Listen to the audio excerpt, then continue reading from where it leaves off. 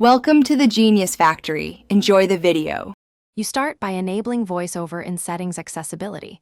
This gives spoken feedback immediately so you can hear what's on screen.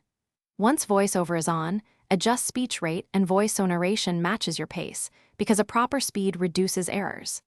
Make sure the rotor items include what you need, headings, links, text, and assign the accessibility shortcut to the side or home button for fast toggling. These steps get you moving right away and set the foundation for practical navigation.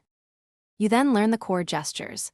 Single tap to hear an item, double tap to activate, and three-finger swipe to scroll. Practicing them reduces mistakes. Once comfortable, use the rotor to switch between characters, words, and headings so you control granularity. This helps when editing or skimming long pages. Make sure to open VoiceOver utility to fine-tune verbosity and command mappings. Adjusting these options tailors feedback to your workflow and prevents repetitive announcements that slow you down. To finish, move into advanced features like typing mode, Braille screen input, and speak selection so you can interact with text precisely and efficiently.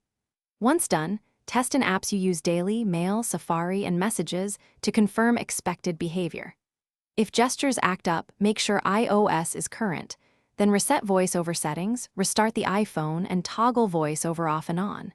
If problems persist, contact Apple support, because sometimes device-level issues need deeper diagnostic help. Thanks for watching. If you found this helpful, don't forget to like and subscribe.